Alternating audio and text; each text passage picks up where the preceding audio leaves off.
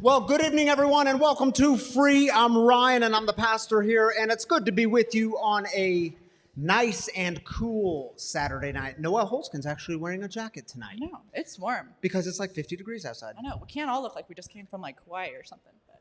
All right. I see we're already going to talk about my shirt tonight. I see exactly how it is. Get it off early? Got it. All right, y'all. This is a community. Welcome to all of you. I mean, look at your beauty out there. And for those of you online joining us, welcome. We're glad you're here whatever state you're joining us from, whatever country you're joining us from.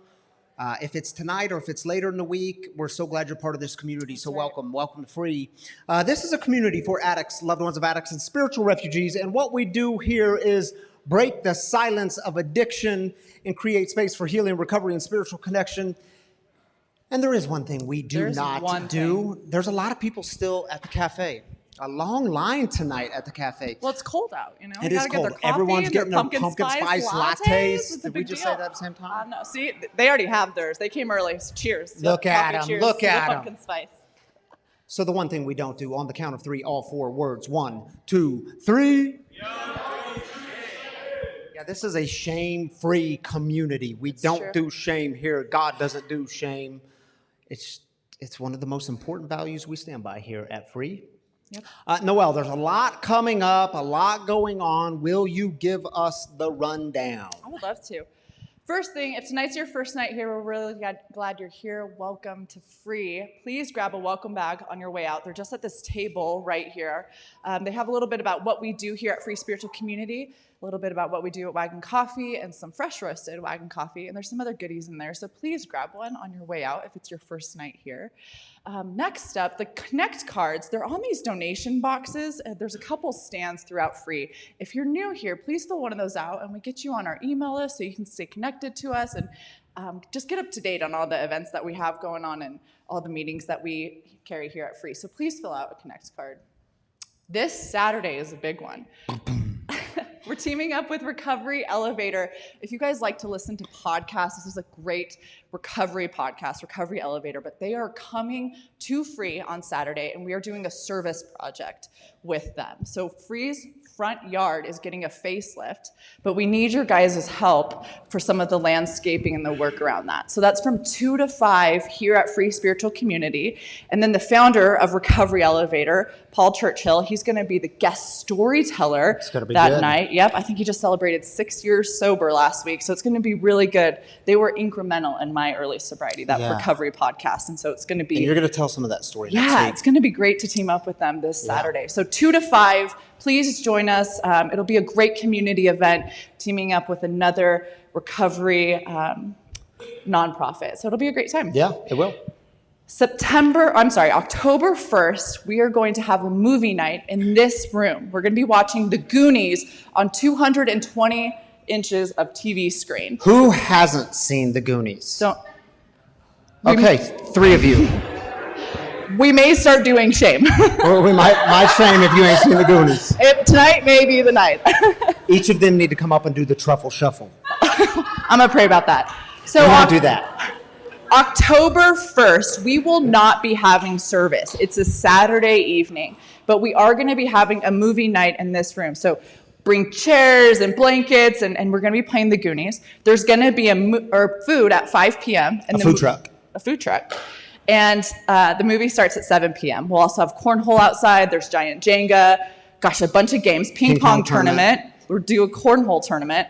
So it's just going to be a lot of games. Bring the kids. We'll watch the Goonies. It's going to be a great night. No service. Can I say this? The deal with the food truck is the first I probably should. You know what? Now I got to say it. We haven't finalized the details, but something like the first 150 people, your food is covered. So come hungry, come ready for dinner. Unless you're like that 151st person, then you got to buy your own food. Yep. And the cafe will be open, so you will True. be able to grab some food. But for the food truck, it will be a limited amount for the first 100 or so. So that's all I have. But this coming Saturday and then October 1st are going to be a lot of fun. Thank you, Noelle. You're so welcome. You guys, if you're looking of how to be of service here at Free Spiritual Community, our tech team is needing some help, and it's just a great way to get involved. You can see Bobby G in the back. He's the one with the great black big curls. Anyone from the tech team can get you helped out, but please reach out to them if you're looking of how to get involved in this community and be of service. PBS was here this week, and they did Recently, a video yes. on Free Cafe. Yeah. Should we watch it? I think we should watch it. Take a look. Take a look. You walk in here and you feel like you're home. You feel like you can take a deep breath. Here we say, no, you're welcomed and affirmed exactly as you are. The Free Cafe is part of Free Spiritual Community, 2122 South Lafayette Street in Denver, Colorado. I was looking for a place where I could be safe to be a woman that was a mom and a wife, and sober and working a program, but also bring that religious component back in that I needed. I needed to rely on higher power. And if I'm being fully honest, Ryan is the reason that, and this community is the reason that I have a belief in God again. Everyone's welcome here. This cafe is for the general public, but it is a safe, sober environment. So we have kids here, we have families here, we have people who are barely hanging on, battling addiction, who come in for safe space. We have the family members, the loved ones of, and they come. And I think the beautiful thing that happens here is they know they're not alone. So you can go into other coffee shops, other cafes, and have a great experience. But the difference here is when you walk in, you know other people here are going to share your story, and that gives this kind of deep solidarity of knowing, okay, I'm not alone. There's hope here, and we do this journey of recovery together. It doesn't matter who you are or where you're at in your life or your journey, you're accepted here. We hear it so often here. When people walk in, I can't tell you the number of times they say, this space just feels different. It doesn't seem to carry all the judgment that other religious settings would carry. It doesn't seem to carry the component of shame, and I don't have to change who I am, that I'm truly welcomed here. And so, you know, narratives, they change over time. They don't change overnight. But if we can be part of that changing of the narrative, we're pretty interested in that work. I think it's really important to understand the mission behind this community and behind this cafe. Something we know about recovery is we do one day at a time. So people want to try to get us to say, well, we're never going to drink again, or we're never going to pick up again. And we know in recovery we can't say that. It's very dangerous to say that. We live today, and we live one day at a time. But to give people an opportunity in employment that would maybe otherwise not have it because of the past, because of the checkered past that they have. Here we want to give second chances, third, fourth, fifth chances. And that's the same with our volunteers too. For many of them, it's the thinking, it's this deep kind of experiential knowledge that they have that service keeps us sober. So if we can give back to a community, not only does it build into a skill set, but it's also something that keeps us sober, serving others. And so when you're struggling or you need a hand to reach out to you, that's what this community gives you. And it's important because we are accepted for exactly where we're at in that moment. So we've created space where all of them belong. Addicts, loved ones of addicts, and spiritual refugees come together, and it is a space for them. We say, our tagline here is, we don't do shame, and our mission is breaking the silence of addiction. And it doesn't matter where you're at in your journey or where you're at in your sobriety, you are safe here.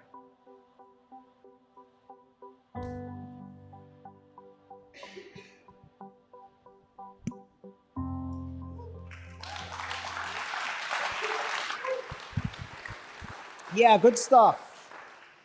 All right, y'all, if you're new with us this evening, the way we begin is with celebrations. We celebrate together. We lift up the good stuff, the new life stuff. Brother Matt Naraki here is in the house. He's going to pass around the mic to you. Thank you, Matt. So here's how we do it. If you're online, you get 3 minutes. If you're in person here, we get 3 minutes.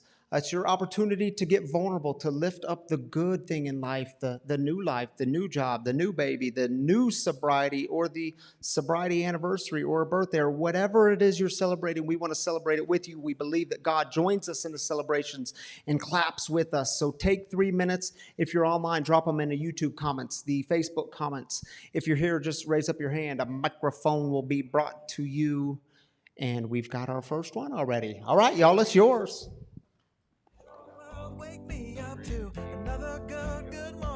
All right, I don't think his mic was on, but Sean is celebrating 8 months at his new job. Oh, it's on now. Way to go, Sean. Good stuff, dude.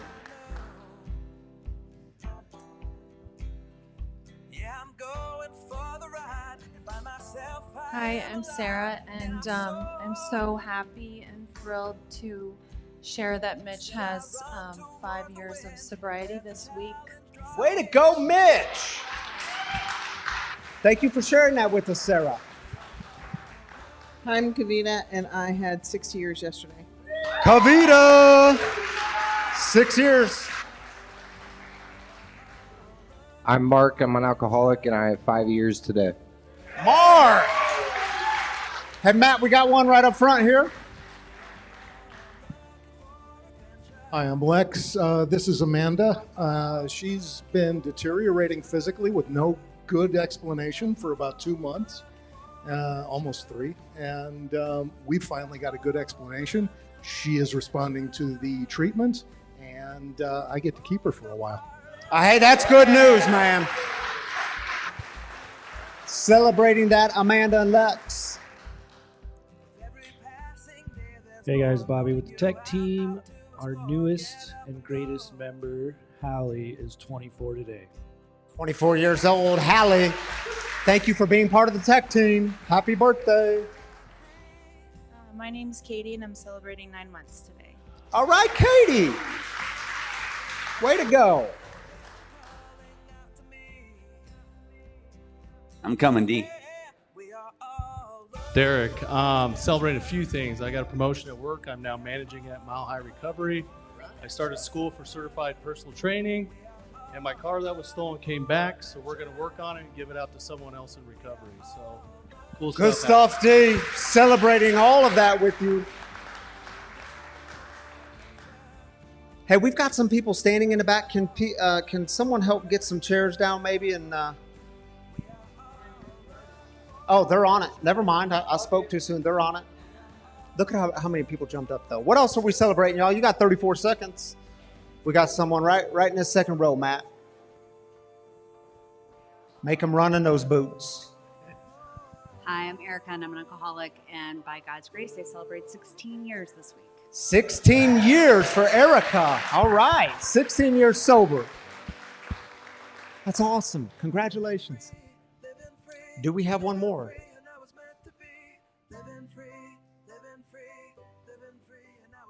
We don't have one more. Thank you, Matt, for being passing around the mic and running in boots. It's always nice. Thanks, Matt. Tammy Canaday is joining me up here on the stage. Woo-hoo. Do we have matching bracelets? Is that the Serenity Prayer? It is the St. Francis Prayer. Oh, where did you get that? From a friend. Well, mine's the Serenity Prayer. We're just praying fools up here. All right. Shall we celebrate? Let's do it. Let's do it. You take the first one. I'm waiting. There we you go. Stephen, hey Stephen. Today is the 6th sobriety anniversary for William S. Please recognize and pray for continued success. Way to go, We will do William that. S. Thank you for sharing that with us, Stephen. Doug Petty says, my sister's family situation is improving. It's a God thing, no doubt. Doug, right. we are celebrating your sister's family situation. Glad Glad you're it's here, Doug. improving. Hey Steph, I'm grateful for the gift of having a godmother. I once was stunned to realize that I have a pastor.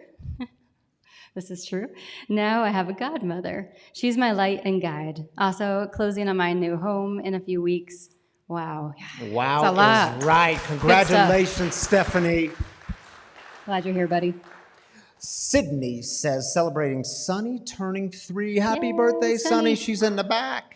Also got a motion to get a default hearing for permanent full custody and full decision-making rights. It's been a long road, but we're so close. Sydney, we're celebrating So that good, with you. Sid. Glad you're here.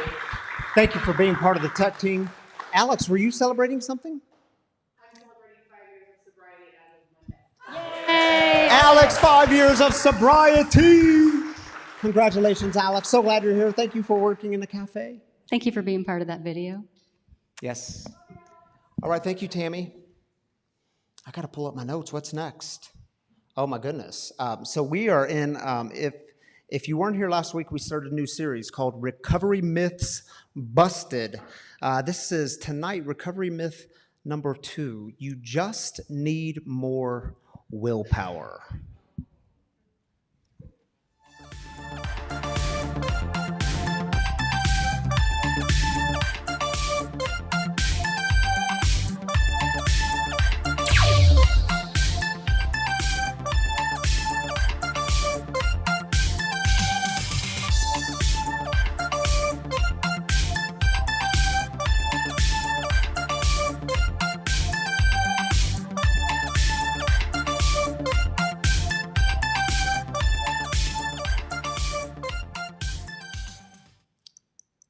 So let's talk about your willpower for just a moment, because your willpower is fascinating. Willpower. So, it was about 12 years ago. I was in the doctor's office, and the doctor came back in with his clipboard, and he looked at me and he said, dude, Ryan, I don't think you called me dude, but he said, Ryan, man, you are in your 20s. You're way too young to be experiencing these kinds of health concerns, and your blood pressure is skyrocketed. Your cholesterol is really high. And then he said, you're in the obese category. And I was like, dude, why you got to hurt my feelings like that? And he said, you need to lose a significant amount of weight. Yeah, willpower is fascinating, because at that time in my life, willpower stepped in. It allowed me to develop better habits, better practices with eating and getting back into the gym and exercising. It allowed me to lose over 80 pounds and by and large keep it off over the years. Willpower is a good thing. It allowed me in seminary when, ILIF is on the quarter system. So sometimes in the same week, I would have 20-page papers due. Willpower stepped in and allowed me to crank out 20-page papers, stay up all night, and turn those in on the same week, on time. Willpower is a good thing. It will help you develop better practices and habits, and it'll help you go further in life. Now, Roy Baumeister, he is one of the top social psychologists in the world. And by the way, if you have a last name like Baumeister, you are destined to do big things in life. In 2011, Roy Baumeister wrote the book called Willpower, and he was investigating the nature of willpower. So he gets 2 groups together. The first group he puts off in a separate room, and the task they're given is to resist eating the fresh-baked chocolate chip cookies in front of them. The second group, he puts them in a separate room, and their task is to resist eating the radishes. And then he secretly gave them these very difficult math problems to solve. And what he discovered was the group that spent their energy resisting the fresh-baked chocolate chip cookies, they gave up much more quickly on the math problems than the group who had to resist eating the radishes. Interesting, isn't it? Because what he discovered was you have a finite amount of willpower. and it gets depleted as you use it. And willpower is not stockpiled somewhere, so you can't just go grab more from the stockpile. Y'all, that's why when you make a long list of New Year's resolutions on December 31st of this year, it is almost bound to fail, because you're going to feel good on the 31st. You're going to wake up that morning and you're going to say, well, I'm going to lose some LBs. And once I start doing that, I'm going to get on a budget. And then I'm going to start keeping the office clean. And then on top of that, I'm going to read a daily devotional every morning. And it's bound to fail because you only have so much willpower, and it gets depleted as you use it. Now, what are the things that require willpower? Lots of things require willpower, right? Resisting temptation requires willpower. Persisting in difficult problems requires willpower. Making decisions requires willpower. And it's also interesting to note, Baumeister discovered that this will make sense, we have more willpower in the morning and less as the day goes on. Y'all know what he means by this? So I'm at lunch with a buddy this week, and he's deciding he's going to make better decisions when it comes to eating. He's trying to get on a better path. And he said, dude, it's just so strange because, man, in the morning, all throughout the day, I'm good. Like, I make good, wise decisions. And then 5:30 p.m. rolls around, and I just want to eat everything in sight, everything that's unhealthy. That's what I want to do. How many of y'all can relate? Yeah, because you have more willpower, and it gets depleted during the day after you've exercised that willpower. He talks about decision fatigue. Have y'all ever hit decision fatigue? Yes. Decision fatigue. Man, y'all know when we moved in here, that was in November. Do you remember that month? We spent the whole month renovating this place. Inside, outside, we had over 200 volunteers in that month. And man, I would get in here. I was in here every day in November. I would get in here about 9 o'clock in the morning. Man, I had strength to make decisions. That wall's going to be that color, and we're going to put that thing over there and that thing over there, and all these decisions. And by 6 o'clock at night, man, I didn't care what color the wall was. I didn't care where you put that thing. Just put it somewhere. Put it in the closet. Because you only have a certain amount of willpower, and it gets depleted. And willpower is like a muscle. You can build it up. It helps you develop better practices, better disciplines, better habits in life. It's a good thing. Lean into it. So doesn't it make perfect sense to say to the one who is trying to get clean and sober, dude, you just need more willpower? Now, y'all, when I was active in addiction, I remember watching people drink, and I would count their drinks. Yeah, don't laugh. Some of y'all did it too. I would count how many drinks they had, and I remember seeing people who would drink 1 or 2 drinks in a single setting, and I'd be like, man, they just must have an incredible amount of willpower. If I could just be more like that. Sometimes my wife, Tammy, she'd have a bottle of wine in the fridge, and it'd be opened, and it'd be there for a week or 2 weeks. And I remember thinking, man, she must just have an incredible amount of willpower. It never dawned on me that she didn't want anymore. I just thought it was about willpower. And I've got to, if I don't want to drink, I've got to exercise this willpower muscle. I've got to strengthen it. So on December 12th of 2011, I stopped drinking by and large on my own, by myself. I was exercising that willpower muscle. Man, I was feeling better. I was feeling physically better. Mental fog was starting to lift, and it lasted for about 5 months. And then on May 26th of 2012, Tammy and I went up to Vail for the weekend. It was her birthday weekend. Her birthday is on May 27th.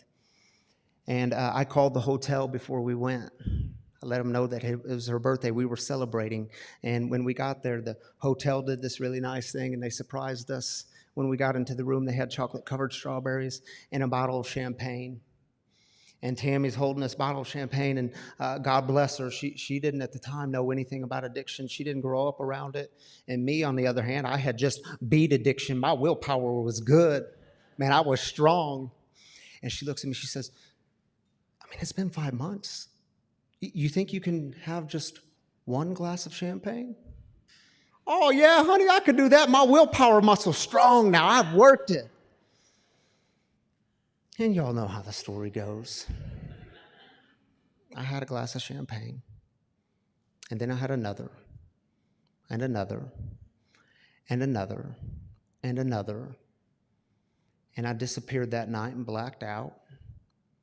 And I wake up the next morning and come to, it's her birthday morning, and she looks at me, she says, "What happened to you?" Yeah. So for the next 7 months, I tried everything to reestablish my willpower. Man, I just got to strengthen this muscle. And y'all, I got creative. I had a notebook, and I would write down these very personal notes to myself. One note said, "Ryan, no more than 6 drinks in a setting." Well, that doesn't work.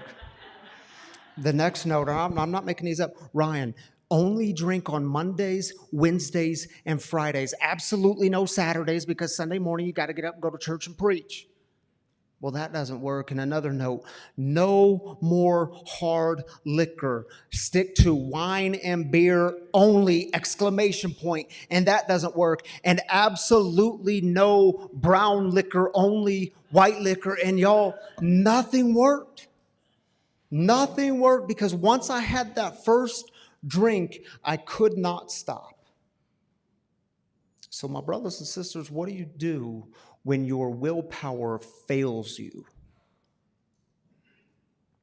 There's a chapter in the big book of Alcoholics Anonymous. It's called "There is a Solution."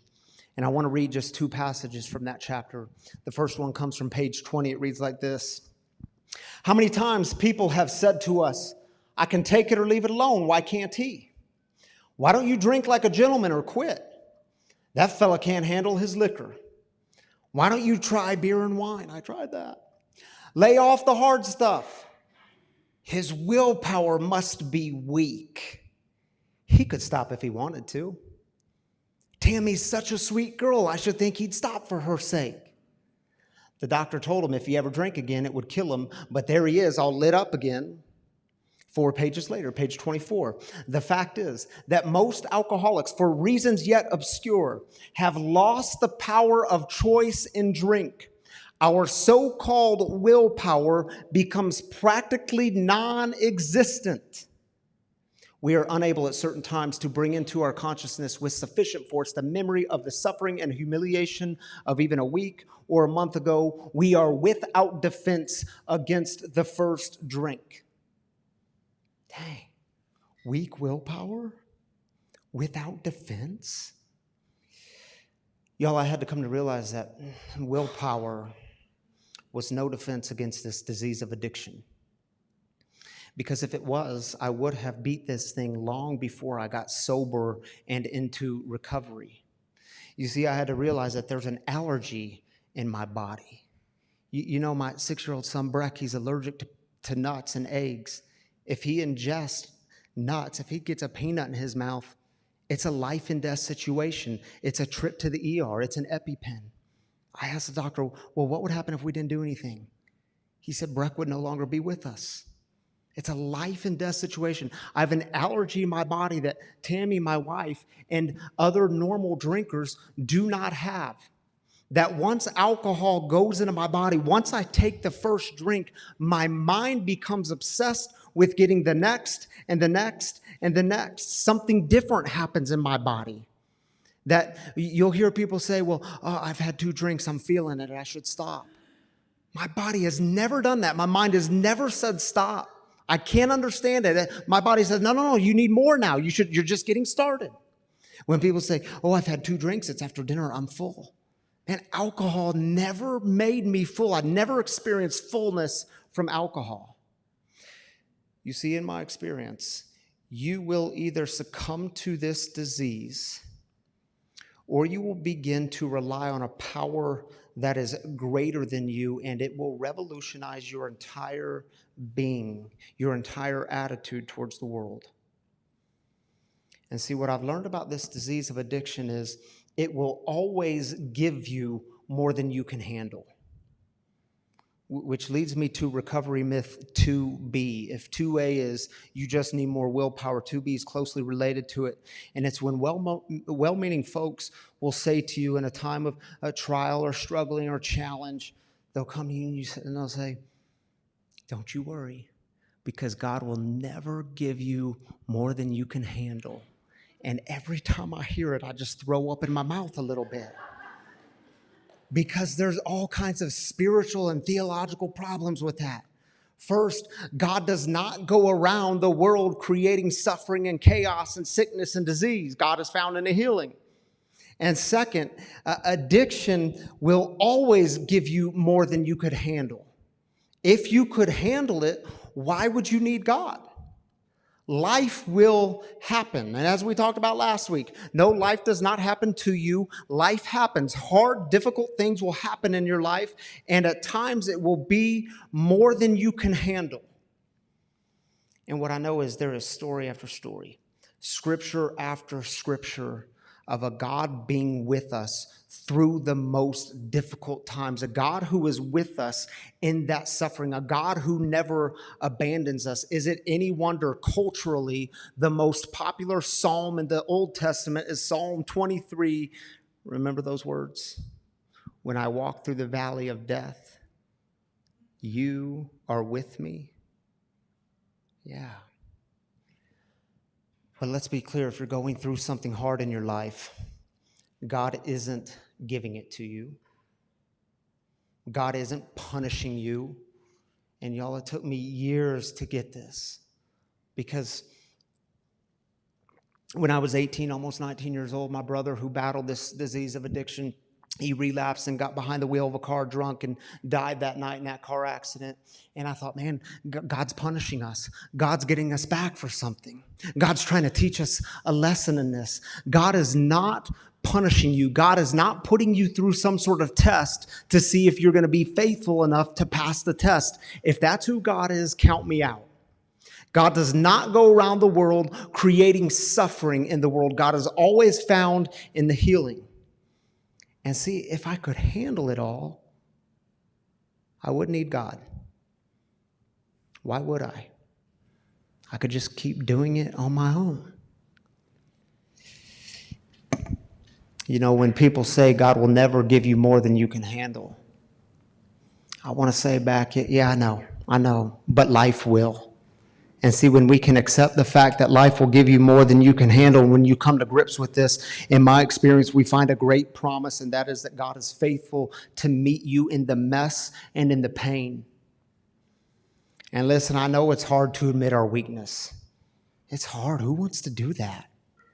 It's hard to admit that we need a power that's greater than our own willpower. Because there's something kind of failing about that, isn't there? But see, only when you come to the end of yourself, when your own willpower fails you, you will then begin to rely on a source that is greater than you. You know, the Apostle Paul in the New Testament, you know, he back in the first century, he would travel around and start these new churches and new movements, and he would establish it, and then he would go on to another city and do the same thing. And the way he kept in contact with his people was through writing a letter. And so he wrote this letter to this first century church in Corinth, his friends, his people. And he wrote this letter to them, and you can find both of these letters. It's called 1st and 2nd Corinthians in the New Testament. And he tells them this story. He says, y'all, I'm going through something very difficult in life. And he compared it to a thorn in his flesh. He said, it's like a thorn in my flesh. And still to this day, scholars don't know exactly what he was referring to. Maybe he was battling addiction. We don't know.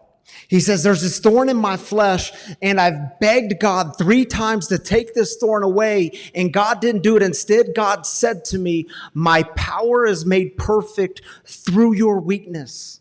And then this God said to me, my grace is sufficient for you. It will carry you. And get this, here's how he starts the letter. In fact, we were carrying the sentence of death within our own selves. How many of y'all have been there?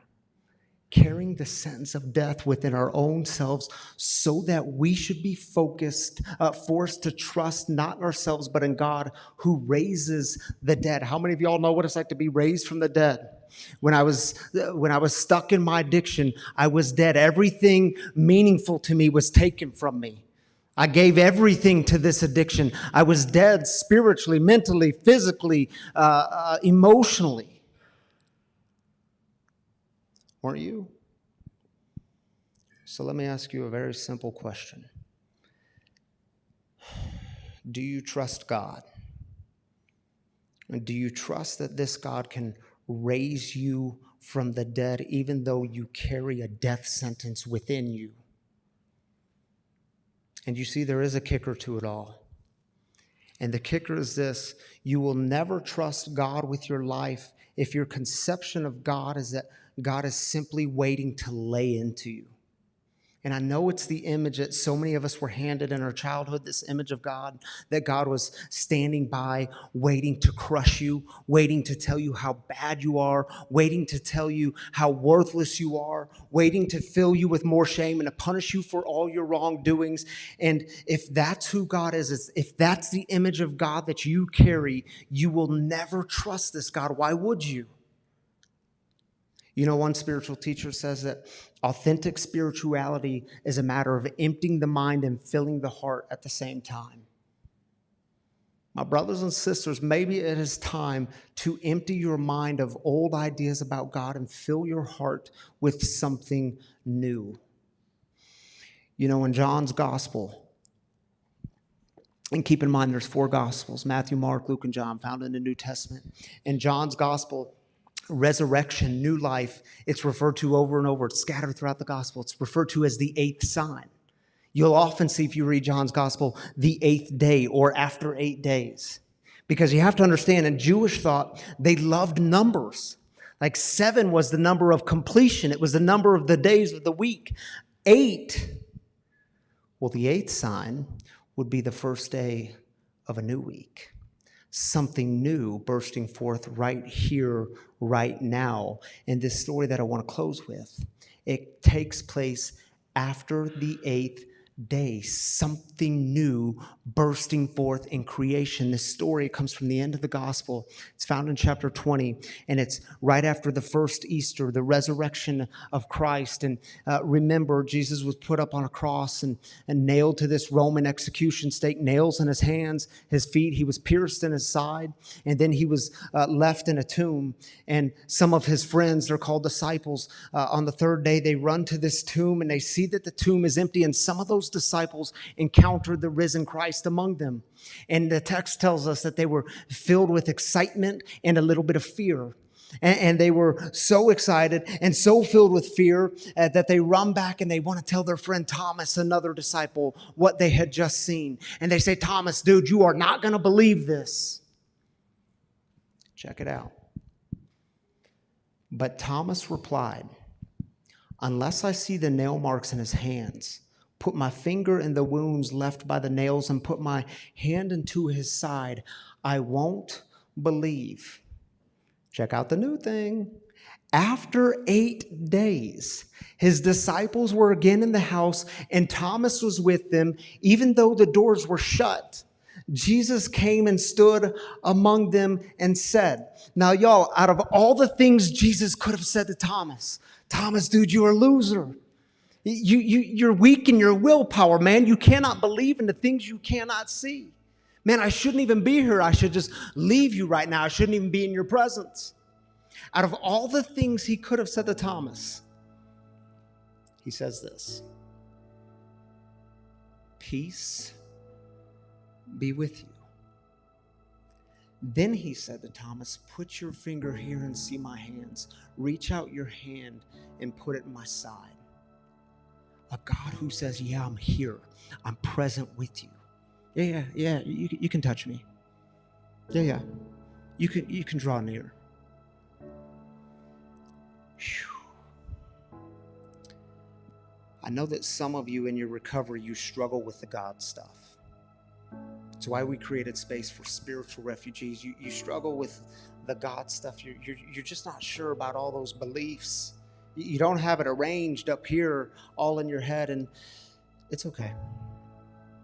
It's okay. Peace be with you. Some of you say that, man, I know my willpower has failed. I know I can't do it on my own, but the truth is, if I'm honest, I'm scared that this God is going to fail me too. And you walk around with all this fear, all this shame, and yeah, it's okay. It's okay. Peace be with you. And notice in the story, Thomas didn't run. He stayed put. He stayed put with all his questions, all his doubts, all the skepticism, all the battles. You see, maybe it's about just having a willingness to stay put, a willingness to encounter a new thing. Stay put and see if you don't encounter the God who says, peace be with you. Peace be with you. You don't have to have all the God stuff figured out. You do not have to have all the spiritual and theological answers. The only thing that is required is a willingness to be willing for a new thing. Peace be with you. So we're going to play a song right now, and I invite you, if you want to just stay in your seat and reflect and offer a prayer or close your eyes, you're certainly welcome to do that. We also have, just like last week, some tea light candles up here on these white plates. If you want to offer a prayer for somebody who might be battling this disease of addiction, somebody who's stuck in willpower, trying to do it on their own, trying to do it their own way, and maybe it's you. If you want to come light a candle, I invite you during the song. You can come up to the front and light a candle, say a prayer. And we'll leave those lit all night long, and we'll lift those prayers up together as a community. So take a moment, reflect, light a candle if you'd like. Peace be with you.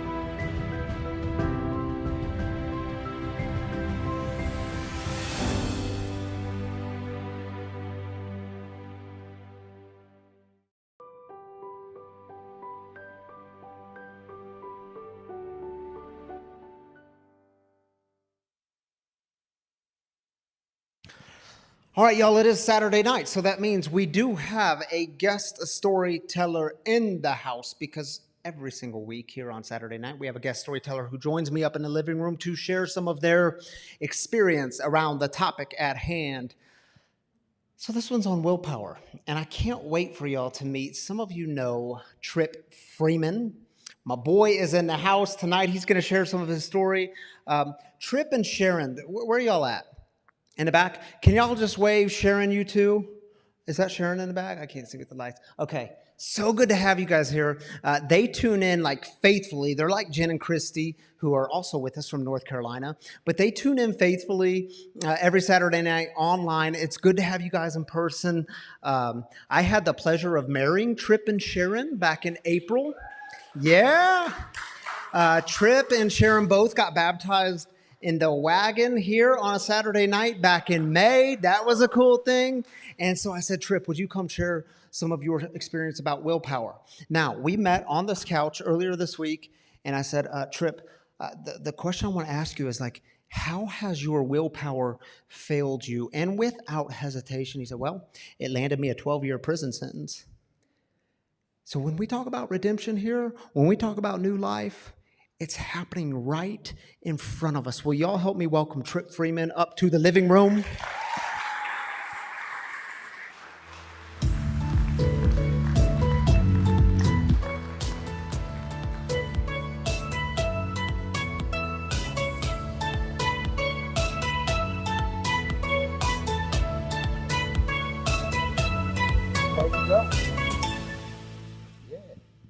So Tripp is wearing a shirt that says "Be Free." He's going to talk about that later. Yes. Because I can't wait for y'all to hear that story, even though it's a tender story. But Tripp, let's just start, dude. First, thank you for being here with me tonight. Yes, thank you for having me. Dude, this is one of the most gentle guys you're going to meet, one of the most authentic guys you're going to meet. When he shares from his heart. So, dude, I'm just so grateful that you're here. Thank you. That means a lot. That wasn't always who I was. So. I know it wasn't. We're going to get into that. So tell us first, though, how did willpower fail you on your journey through addiction? And I know you've been sober. It's going to be 7 years. Yep. 7 years, September 19th, free from addiction. So very happy. That's good stuff right there, Tripp. Yeah. So, and I know we'll get to, you told me it landed you a 12-year prison sentence with the Department of Corrections, but how did it all start, man, going back to college? Yeah, so, shortly after my time at Georgia State University, I'm from Georgia, from Atlanta, I got involved in basically a really horrible crack cocaine addiction that completely just took my life away. I mean, overnight, literally overnight. It got really bad to the point of homelessness, living on the streets of Atlanta. Open air drug markets are just horrible places in any city, especially in Atlanta. And so I just had some experiences and seen some things and been in some places that I don't wish on my worst enemy. But and what's interesting, Tripp, is you were in college. Yeah. And you were studying nutritional something. Yeah, kinesiology. Yeah, exercise science. So you were like, I don't know if you were the gym guy you are now, because as you can see, Tripp is not a small man. He does throw around some weights, apparently. But you were healthy. You were like, paddle. You told me all kinds of things you were doing, right? Yep. Yeah, I was into pretty much anything outdoors. I wasn't into bodybuilding at that time. That's been a recent venture of mine. But I was into paddling sports, climbing, hiking. I was in Boy Scouts growing up, so that's where I learned it. My dad had me and my brother, he was our scout master, took us on all kinds of adventures. So really active kid, really physical. I just, I partied on the weekends. That's all it was. Starting out, thought it was innocent, drank and was doing things on the weekends at college with a lot of other kids. And like I said, it just progressed till one night I tried crack cocaine, and it took my life away. I battled that addiction off and on for quite a while, probably I'd say about 5 years before I finally got in my first treatment. And that was a 6-month inpatient treatment in Atlanta, or in North Georgia. It was it was a faith-based program. It's super religious. It was based in a church. So I didn't really know, I grew up in the church, but I didn't know a lot about doctrine and biblical stuff. And this was like I mean, it was like, that's all we did was study the Bible. Let me back up just for a moment. When you say it took my life away, Mm-hmm. what do you, just to help people contextualize that? I mean, I know what you mean by addiction. Yeah. What do you mean it took your life away? So it took all my connections away. I had no friends. I had no place to live. I had no money, no anything. I mean, I literally was by myself chasing a high on the street. So when I say it took everything but my actual physical life, it is all. And you know, one of the myths we hear around addiction is, well, Tripp must have come from a bad family. Yeah. He must have had a bad upbringing. Mm-mm. You had a beautiful family. It was You had quite the parents who opposite. loved you. Yeah, quite the opposite. Had a great upbringing. Just, you know, it's just like you said earlier, like I have something in me that doesn't know how to stop. Yeah. You know, many other people had tried stuff in college and it never became a problem for them, right? For me, I did not have a stop button. I do that with everything in my life. I'm an extremist. Everything I do, I do to the max, and my addiction was no exception. Yeah. So okay, so you went to this 6-month faith-based program. That's right. What'd you find out? Well, I found out that at that time, you know, I was basically trying to pray my addiction away, if that makes sense. Like I thought that by me being religious. And that doesn't mean a relationship with God. It just means being religious. I thought that if I was religious enough, that my addiction would somehow go away. Can anyone relate to that in here? Yeah. Come on, preach, right? And Bill. so Sounds like Bill's got a story around that. Yeah. Go ahead, Dave. And so I found out, you know, how silly that is. Because shortly after this program, I relapsed just as bad. I mean, full crash again. Lost everything the little bit that I had mounted from that treatment, and just right back where it left off. And now, was it a thing where when you were in this rehab, was it a thing of did willpower take over and tell you that, dude, I got this, I beat it? For sure. Obviously, that was my first time getting sober. So, you know, after an addiction, after it became a serious addiction, and so yes. I think any person early in recovery, they naively think that willpower alone can do this, can get rid of this. It's just natural to feel that way. Like, I got this, to have confidence in yourself. One of the things you and I talked about was like the difference between personality change and character change, right? And I think the lie about willpower comes from our personality change. You know, when we first get clean and sober, the first thing that changes is all the external stuff, all the surface level stuff. You know, we're showering, we're eating better, maybe we're working out, we got a little money in the bank, working a job, and all these things start to like trick us, and they start to convince us that we got this. Like, look at me, look at what I've done. But what I found through my journey was that the problem was not on the surface, right? The problem was deep down. It was a me problem. That I was struggling with. And so it doesn't matter how much willpower you have, right? My problem was that I didn't know how to love myself, all right? I did not know how to love myself. And so, you know, there's no willpower that will will that away, right? That is a deep problem that no matter what you do, it's always gonna be there to greet you, right? You might be able to put it away for a little while, hide it, suppress it, but eventually it's going to creep its ugly head back up and just knock you out. Okay, so you get out of rehab, you relapse, you get caught with a bunch of drugs. Yes. And the judge says, let's teach him a lesson. Yeah. What they do? So you fast forward all the way, obviously, to the more current situation, and I was faced with a 12-year prison sentence. And it didn't start that way. I actually was facing almost. They were threatening me with 99 years for quite some time, sitting there waiting. And I'd never been to prison. I did have a criminal record, but it was for pretty minor stuff, like trying to acquire drugs and stuff, theft stuff, and stuff that I accumulated through my addiction. But this was the first serious charge I was facing, and the judge he pretty much, well, actually, so when I was facing all this time, it turned out that I actually got to go before the judge, and I wrote a letter explaining to him where I was at in my story and, in my journey through addiction. And he was actually very gracious, and I was facing an 8 to 16 year sentence, and he went right in the middle, which was 12 years.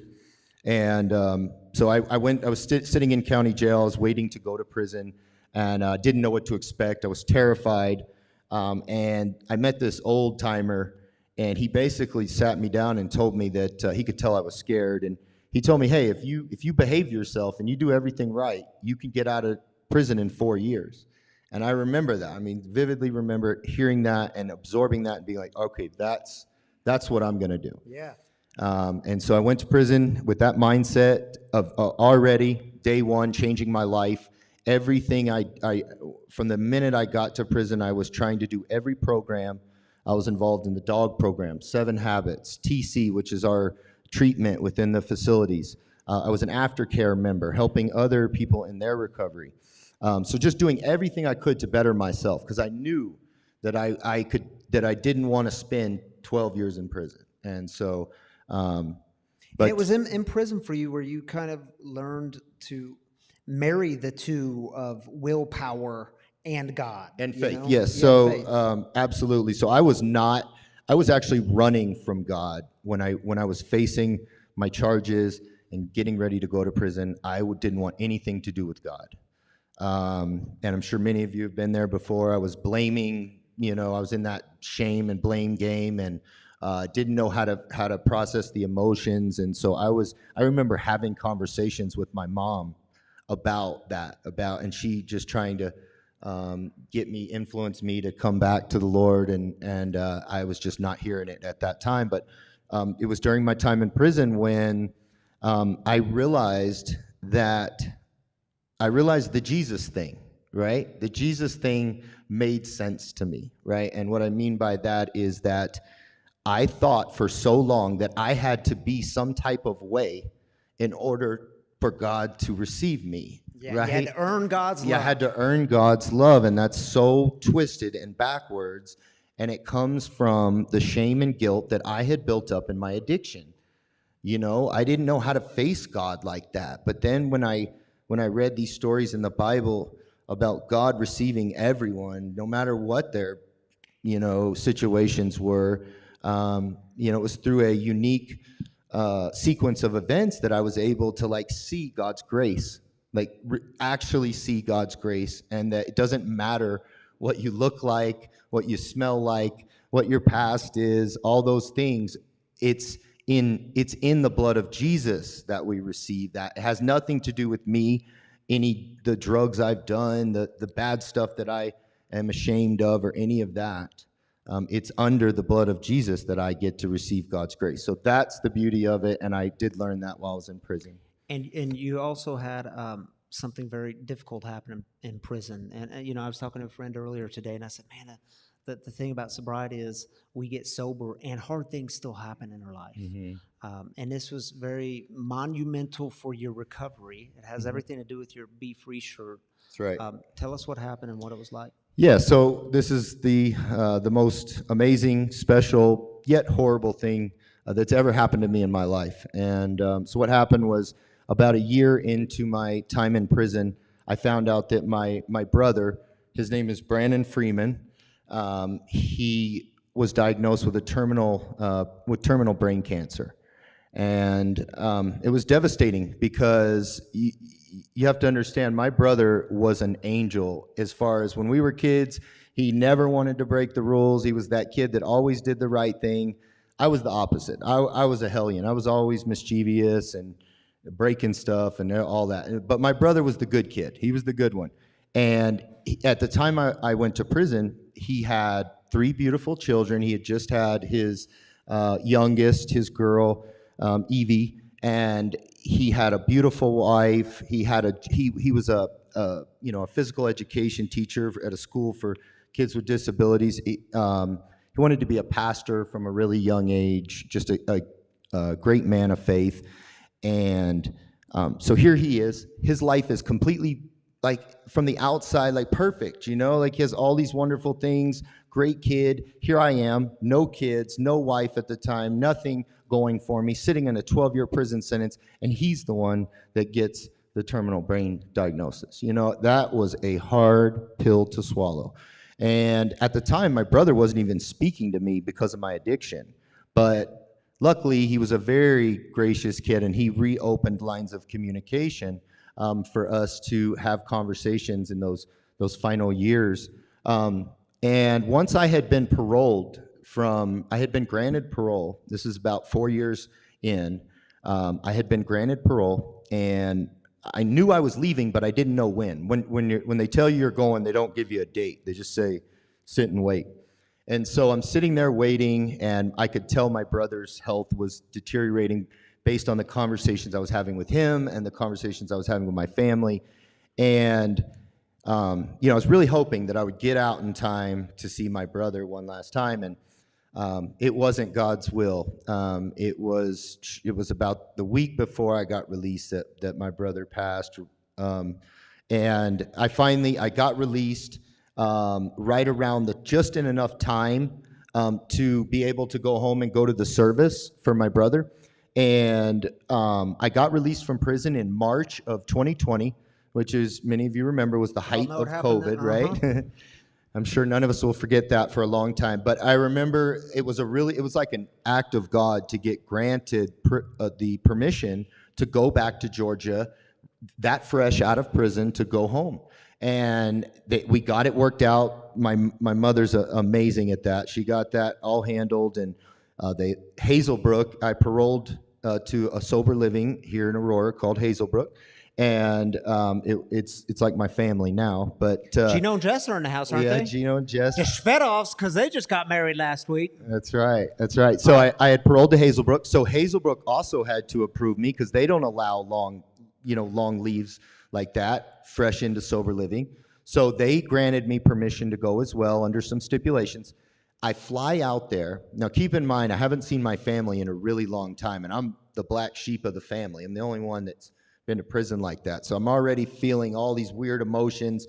I remember talking to my family and us having conversations about being worried about that a lot of people wouldn't show up for this service because of COVID and people having to risk. We didn't know what COVID was at that time. And the service had been planned in this huge Methodist sanctuary. And it was, I remember going into the building, and I remember we were all seated in the front, the family was. And I remember looking around and realizing that the sanctuary was packed. I mean, standing room only. Everybody wore these shirts. That's where these shirts came from. It says, "There's more in you than you know." My brother, in his passing, wanted everybody to wear bright colors at his service. He handled, it's hard for me to describe in words, but I mean, he handled death just so gracefully and maturely. It's unbelievable. It taught me a lot about life, watching him leave this earth. And so anyways, I remember in that moment, it was very bittersweet for me, because on one hand, I was celebrating the fact that all these people had come out to celebrate my brother's life in the midst of an epidemic. And on the other hand, I was swallowing this insanely bitter pill that I didn't believe that I could have even filled the front row with people that honestly would have given enough care to come out and, come to a service of mine. And that was a game-changing moment for me in my life and in my recovery. I realized sitting right there that I had amounted to basically nothing. In my view, in my opinion, I know my family probably disagrees, but in my opinion, it was basically meaningless at that point to me. And here is my brother who has this amazing legacy. People were lining up to speak great words about him. And I decided in that moment that I wanted to carry on his legacy, that the only thing I could do to right the wrongs was to use his life and his inspiration as motivation for me to change my life. And that would be pleasing to him, to my family, to myself, and that's where really my journey started.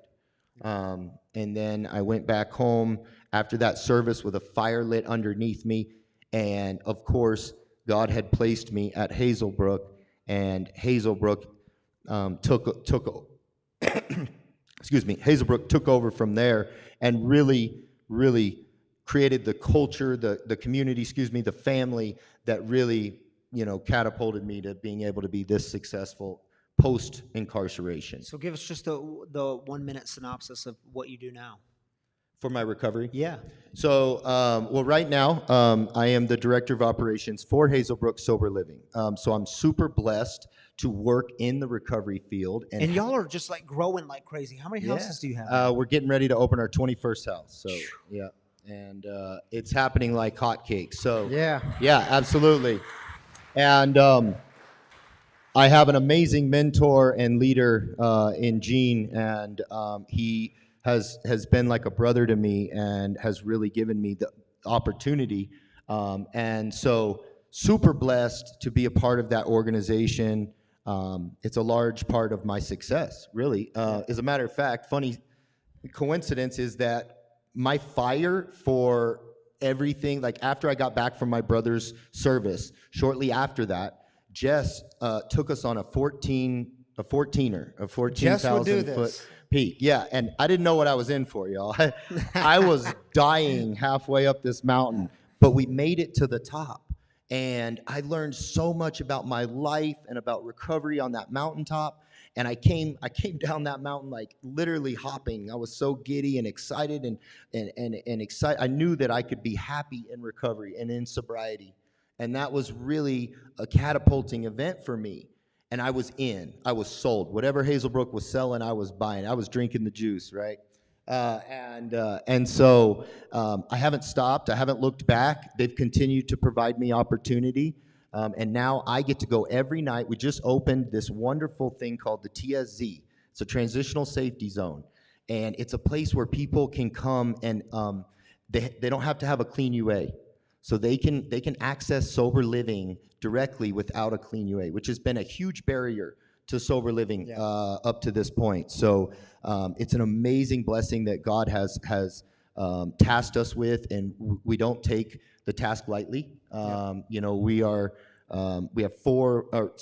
5 TSZ houses now. So that's incredible, man. Absolutely.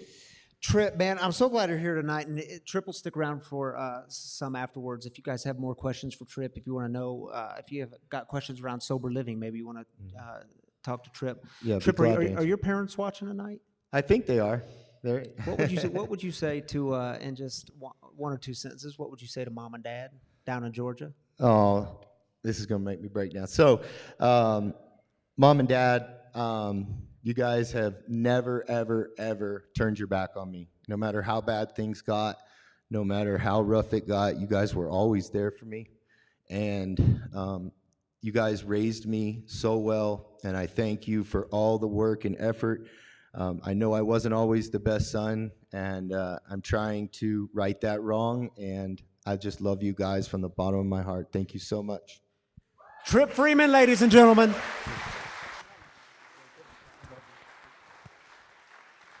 I didn't prepare him for that question, so got a little tender, huh? Thank you, Tripp, dude. Awesome.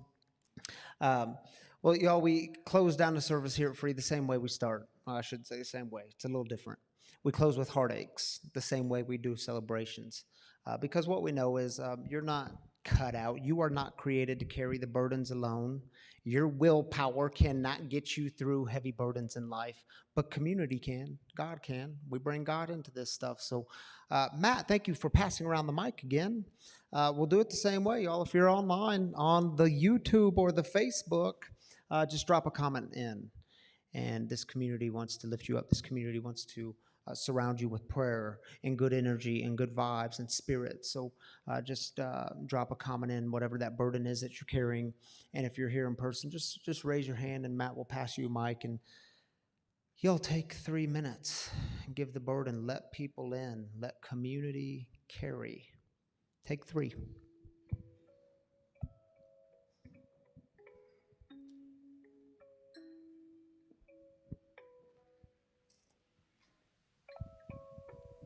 My name is Kristen. I'd like to hold up my sister's father-in-law, who's been having some really bad health problems this week. Just hold him up in your prayers, please. Prayers for your sister's father-in-law. Thank you, Kristen.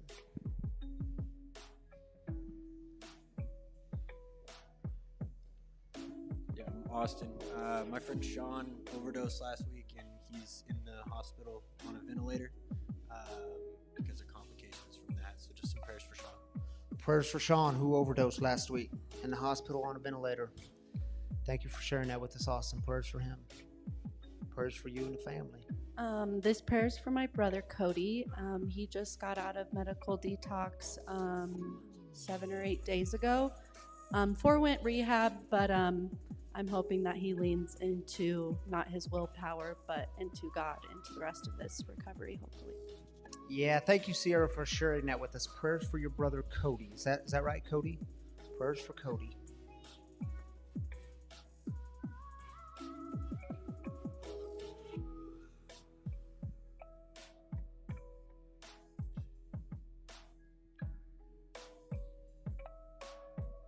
got quiet all of a sudden.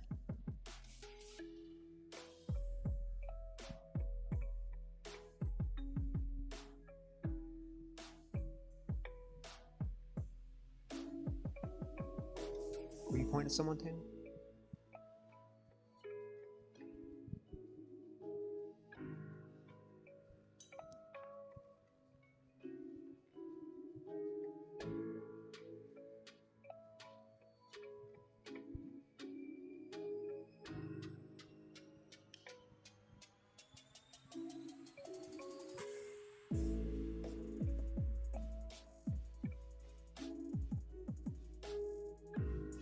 Well, you all get a minute of reflection. How's that? 45 seconds left.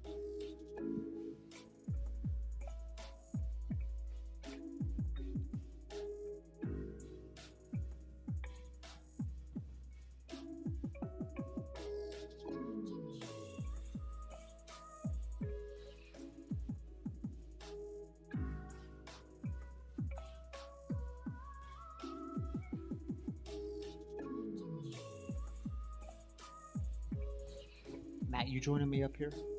Yeah. Maybe I asked for continued prayers. A lot of you guys know that I lost my dog while out hiking July 10th. My beautiful Siberian Husky girl that I love. She was never found. So I just pray that she's okay wherever she is instead of maybe something happened to her. So Prayers for your dog, man, your Siberian Husky, Ophelia. yeah, Ophelia. All right, dude. It's good to have you up here. Look at those boots, man. We both wore boots tonight. We knew. Shout out to Freebirds. The Freebirds. All right.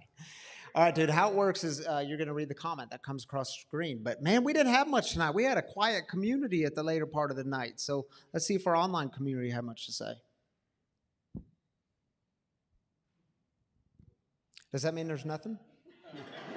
Nah, there's something. All right.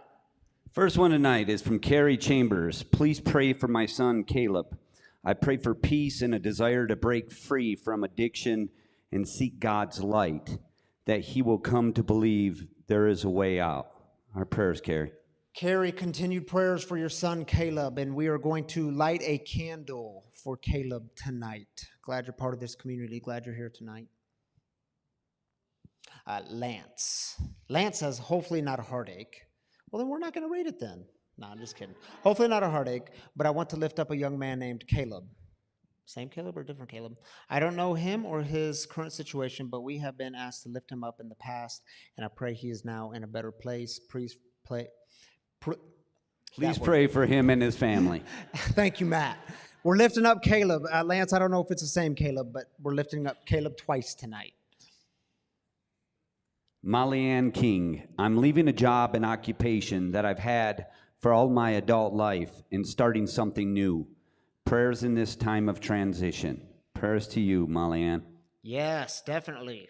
Leaving a job and occupation. Prayers.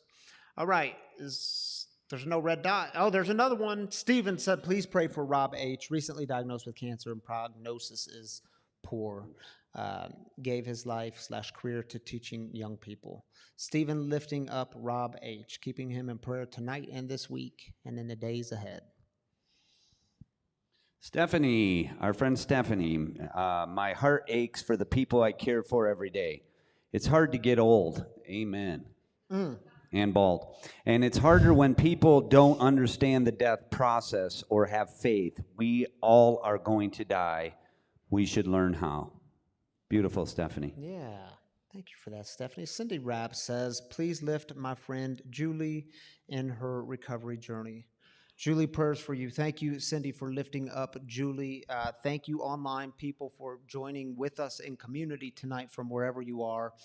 And you're going to stay up here and close us in serenity prayer in just a moment. But let me say this first. One of the ways community is possible, one of the ways we're able to do this here tonight and throughout the week and all the meetings that take place here. Man, I just met with the... Shoot, I probably shouldn't say their names yet. I just met with a new group of people just yesterday, and they're going to begin meeting here. And this is one of my favorite groups of people. And I was telling him, Danny was with me yesterday, but I was telling him, man, every night of the week is now packed in this place. And it's so cool to be in a place that is where recovery is happening on the daily, on the nightly. Such an honor to be a part of that. One of the reasons we're able to do that is through your continued generous giving. Thank you for being a part of that. Thank you for sacrificing and being a part of that. Thank you for making that part of your spiritual practice in life. We are so, so grateful for that. We have a giving box here where Chris is standing. Chris, wave your hands in the air. There's Chris. There's one giving box, and there's one just outside of these doors if you feel called and compelled to give a donation tonight, or you can do it online. 3 easy ways to give online, and the first one is through the free Spiritual Community app. That's a free app to download. All of our content is there, all the messages, all the storytellers are there, so check it out. Use a giving button there, safe, simple, and secure. Or you can go to the website, freespiritualcommunity.com/give, and you can give there. You can give once or set it up for weekly or monthly, however you want to do it. And the last way is just to text the number. I missed it. Text the number that's on the screen. And if you're watching, you can go back and pause that part because I totally missed it. But text the number. It walks you through a simple set of instructions. It's how we remain community together. It's one very important way. So thank you for being a part of that. And, we're 1 minute late. It's 8:16. You got to pray fast, Matt. Let's go out with the Serenity Prayer. If you don't know it, it's on your screen. Matt's going to lead us in it. I invite you to just... take a deep breath, open the hands, open the heart, let God in.